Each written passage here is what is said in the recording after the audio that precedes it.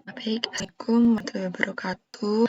Perkenalkan, nama saya Ratna Damarianti dari Program Studi Pendidikan Pancasila dan Kewarganegaraan Universitas Veteran Bangun Nusantara.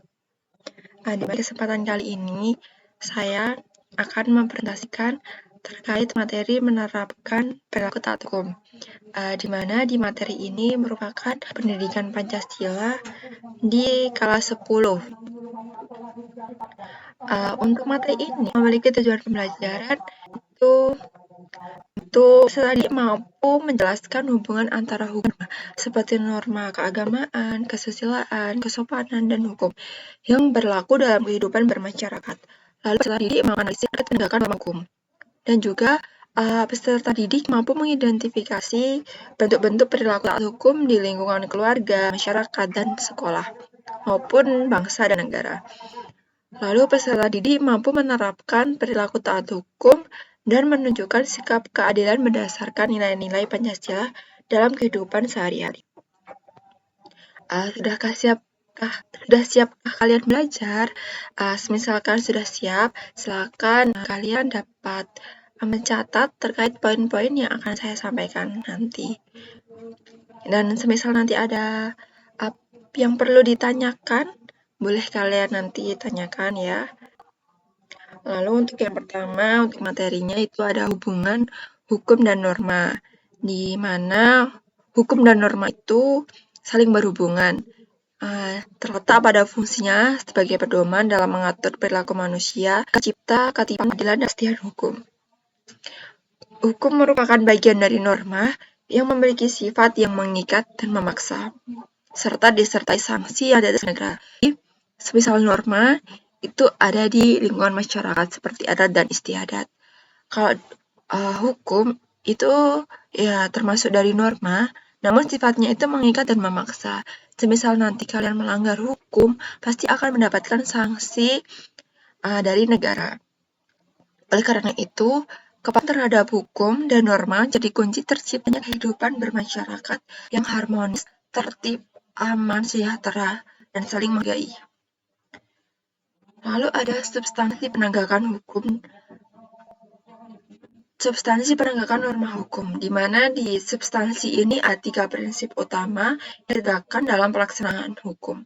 Yang pertama itu prinsip keadilan, di mana di prinsip keadilan ini hukum berlaku bagi semua tanpa diskriminasi. Jadi hukum itu berlaku bagi semua orang tanpa membedakan orang itu dari agama apa, orang itu dari suku apa, orang itu dari golongan apa. Jadi hukum itu berlaku untuk semua orang yang ada di Indonesia ataupun di luar Indonesia. Jadi tetap akan mendapatkan hukum yang sama.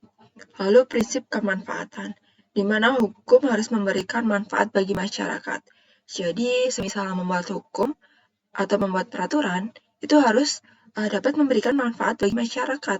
Jangan hukum itu memberikan beban untuk masyarakat.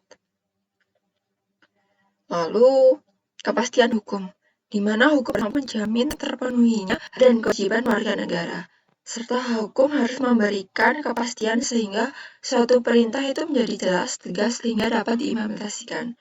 Maksudnya, hukum itu harus memiliki aturan yang jelas. Contohnya, pemerintah mengeluarkan terkait hukum berlalu lintas, ataupun hukum yang lainnya. Nah, pemerintah juga harus memberikan gambaran hukum ini ditujukan untuk siapa. Jangan sampai hukum ini membuat masyarakat itu bingung. Hukum ini harus untuk siapa dan bagaimana mengimplementasikannya. Jadi hukum itu harus dipastikan jelas, tegas agar masyarakat itu dapat mengimplementasikannya secara jelas. Lalu pembagian hukum. Di pembagian hukum ini ada banyak. Untuk yang pertama itu ada berdasarkan isi, di mana berdasarkan isi ini dibagi menjadi 2, itu hukum bersifat privat dan juga hukum bersifat publik. Di mana di hukum bersifat privat ini mengatur terkait kepentingan negara dan pribadi, dan juga mengatur antar individu yang bersifat pribadi. Contohnya hukum perdata, kayak hukum tanah, hukum hak waris, itu masuk di hukum perdata. Lalu hukum publik, mengatur hubungan antara negara dan warga negaranya, seperti hukum pidana dan hukum tata negara. Jadi semisal nanti kalian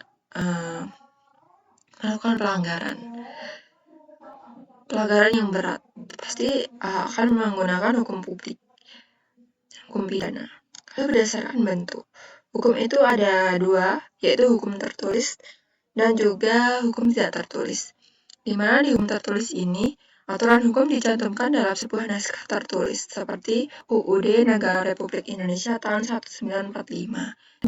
Sudah jelas bahwa undang-undang negara kita ini sudah memiliki naskah atau sudah memiliki seperti kertas yang sudah jelas dan sudah ditandatangani.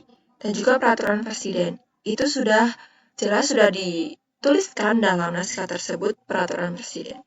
Itu termasuk hukum tertulis. Lalu hukum tidak tertulis itu tidak dicantumkan dalam suatu naskah, seperti norma adat kebiasaan. Saat kita di masyarakat, pasti kita akan menerapkan norma. Seperti kalau ada kita mau lewat, terus ada orang tua di depan kita, pasti kita akan menundukkan kepala atau menundukkan badan. Itu merupakan sebuah norma yang kita laksanakan di masyarakat. Dan norma itu tidak tertulis, tapi kita harus melaksanakannya. Lalu berdasarkan pada sumbernya. Berdasarkan sumbernya, itu hukum dibagi menjadi undang-undang, kebiasaan, dan traktat. Kalau traktat itu sebuah perjanjian antara suatu negara. Seperti contoh, Indonesia memiliki perjanjian perdagangan dengan Malaysia, itu merupakan sebuah bentuk traktat. Lalu berdasarkan sifatnya, hukum bersifat memaksa. Artinya, dalam keadaan bagaimanapun, hukum harus ditegaskan. Contohnya, suatu pengendara motor, dia melanggar peraturan lalu lintas. Dia melanggar lampu merah. Terjadilah kecelakaan. Nah, itu pasti akan ditegakkan hukum, walaupun orang itu yang melanggar sedang sakit.